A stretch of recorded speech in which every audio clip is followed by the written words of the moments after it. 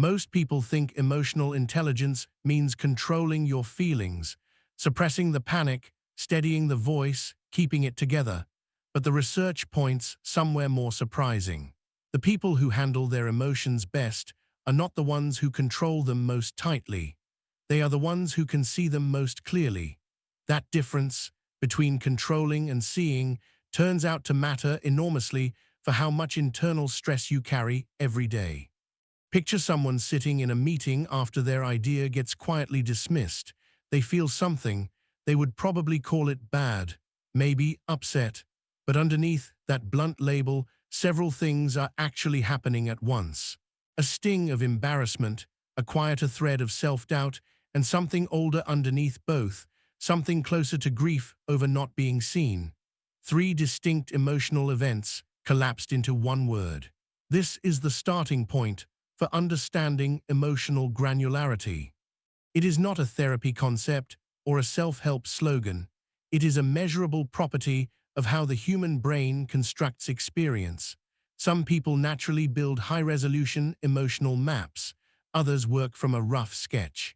And researchers have found that the difference shapes nearly everything: how you recover from setbacks, how your body responds to stress, how impulsively you act when something hurts.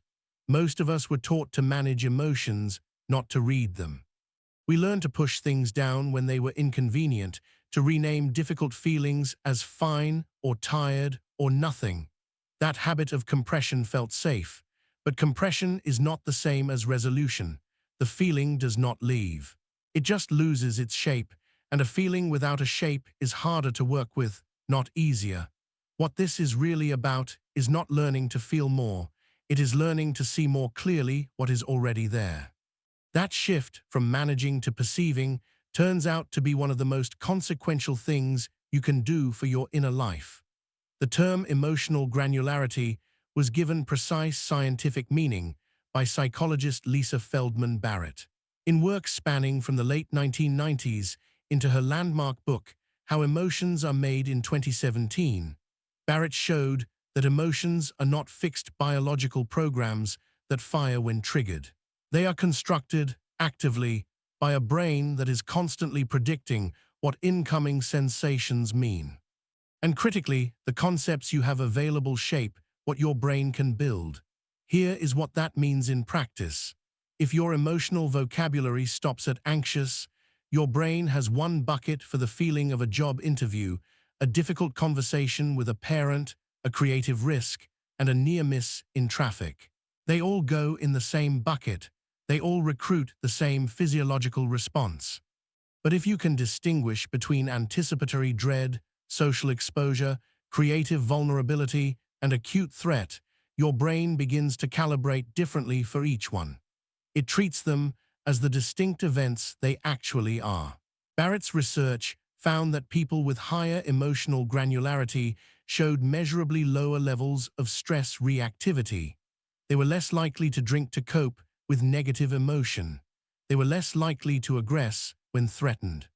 Not because they felt less, but because their nervous system could tell the experiences apart.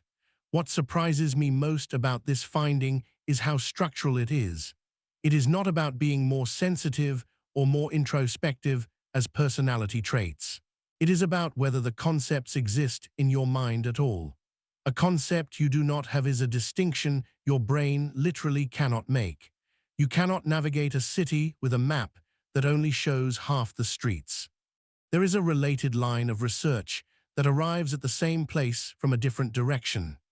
James Pennebaker, through his expressive writing studies in the 1980s and 1990s, found that people who wrote about difficult experiences using richer, more differentiated emotional language showed better physical health outcomes over time. Better immune response, fewer doctor visits. The body responded to the precision of the naming. Pennebaker's explanation connects directly to what Barrett later mapped neurologically.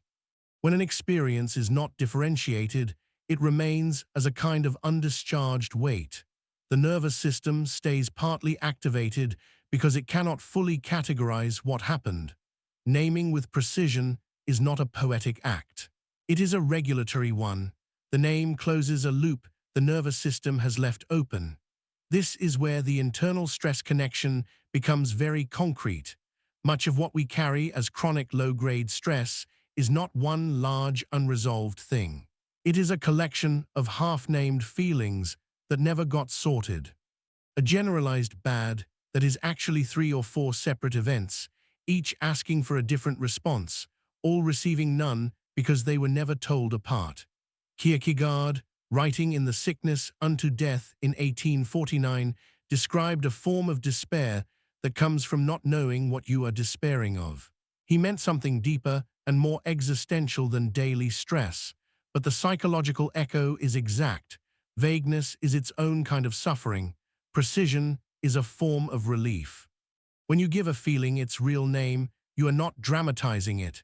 You are releasing it from the holding pattern it has been circling in. So what does this look like in practice? The first step is almost embarrassingly simple.